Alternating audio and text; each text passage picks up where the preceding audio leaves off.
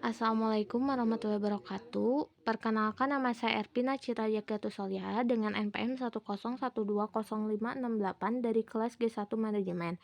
Di sini saya akan menjelaskan tentang perencanaan strategi makro dan mikro sumber daya manusia.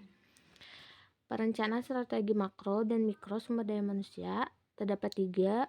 Yang pertama, fungsi perencanaan makro SDM. Yang kedua, kerangka perencanaan strategis makro SDM.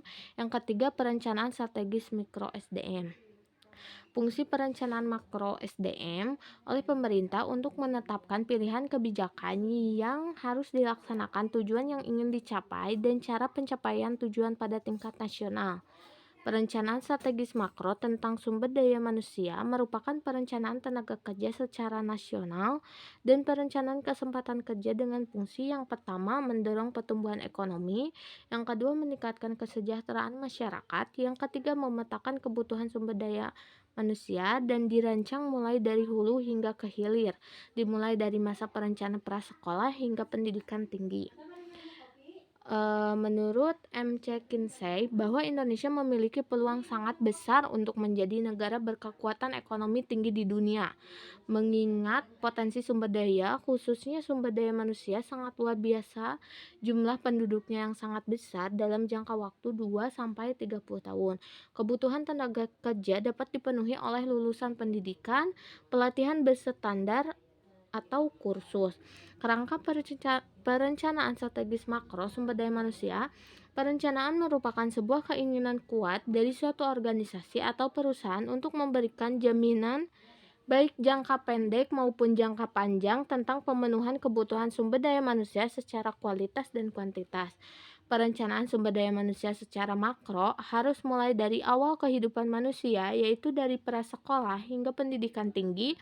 Bahkan yang sangat ideal itu harus dimulai sejak manusia akan melaksanakan pernikahan dalam merencanakan hidup berkeluarga agar keturunan yang dilahirkannya merupakan generasi unggul yang bergizi cukup dan seimbang, memiliki tingkat kecerdasan yang tinggi, jauh dari keadaan kekurangan gizi. Komponen dasar kualitas hidup manusia dilihat melalui pendekatan 3 dimensi dasar yang diukur dari 4 indikator, yaitu yang pertama kesehatan, yang kedua pendidikan, dan yang ketiga pengeluaran. Komposisi tenaga kerja Indonesia pada tahun 2019 berdasarkan tingkat pendidikan sebagai berikut. Yang pertama, SD ke bawah ada 52,40 juta orang atau kisaran 40,51%. Yang kedua, SMP 22,97 juta orang atau sekitar 11,3%. Yang ketiga, SMA 23,10 juta orang atau sekitar 17,86%. Yang keempat, SMK 14,63 juta orang atau sekitar 11,31%. Diploma 1, 2, dan 3 3,65 juta orang atau sekitar 2,80 juta persen. Universitas 12,61 juta orang atau sekitar 9,75%. Sumbernya dari Kompas 22 Oktober 2019. Perencanaan strategi mikro SDM yaitu suatu perencanaan SDM untuk memenuhi kebutuhan suatu organisasi atau perusahaan sesuai dengan jenis dan lingkup aktivitasnya. Perencanaan sumber daya manusia sifatnya bervariasi tergantung kebutuhan masing-masing perusahaan atau unit kerja bergerak dalam bidang apa, jenis apa, dan dalam skala apa.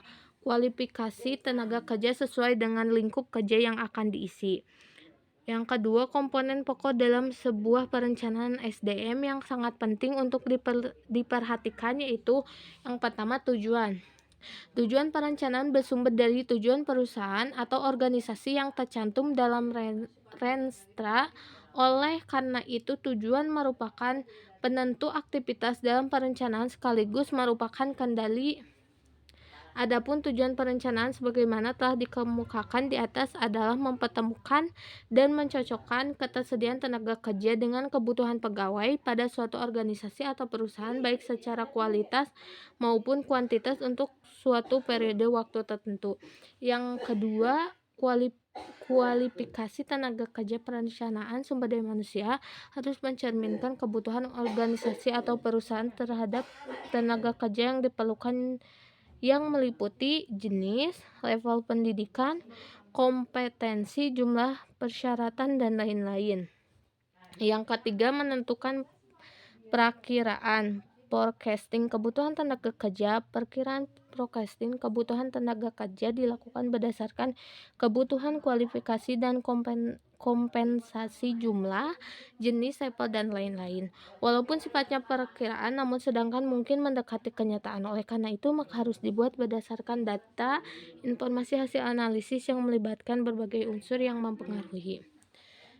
Yang keempat, sumber pasokan tenaga kerja. Setelah diketahui dan ditentukan kualifikasi calon tenaga kerja yang dibutuhkan, maka harus direncanakan dari mana pasokan supply atau penyediaan tenaga kerja yang dibutuhkan tersebut akan diperoleh, apa melalui atau beberapa lembaga pendidikan, SMA, SMK, perguruan tinggi, atau melalui penyediaan jasa tenaga kerja dan lembaga diklat atau kursus. Oleh karena itu harus berkomunikasi dan berkoordinasi dengan lembaga pendidikan yang terkait untuk memperoleh informasi tentang lulusan yang memenuhi syarat menjadi calon tenaga kerja yang dibutuhkan.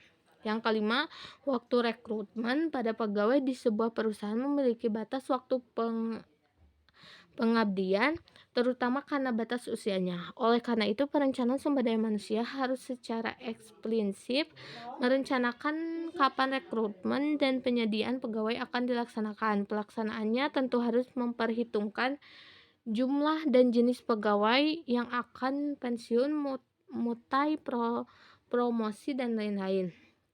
Yang kelima, pelatihan atau training. Lulusan dari lembaga pendidikan baik formal maupun non-formal pada umumnya harus melalui proses penyesuaian dengan lapangan kerja yang dimasukinya. Penyesuaian tersebut bisa menyangkut masalah kompetensi yang spesifik, budaya kerja, lingkungan kerja, dan lain-lain. Oleh karena itu, dalam perencanaan sumber daya perlu dimasukkan perencanaan diklat atau training bagi pegawai baru.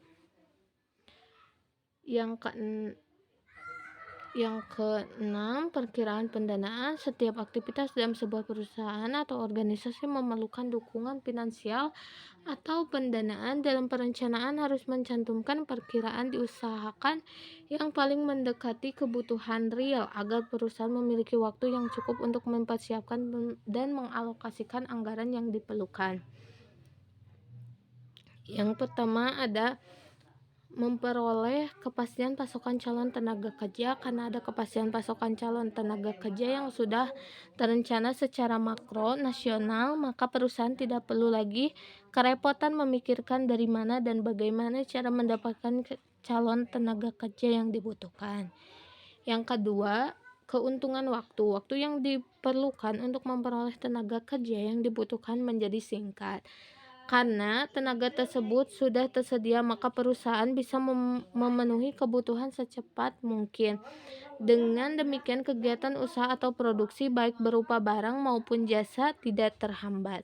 Yang ketiga, menghemat biaya. Jika tenaga yang dihasilkan oleh dunia pendidikan baik formal maupun non-formal sesuai dengan kebutuhan dunia usaha atau dunia kerja link and match, maka perusahaan tidak perlu melakukan training untuk meningkatkan skill calon tenaga kerja.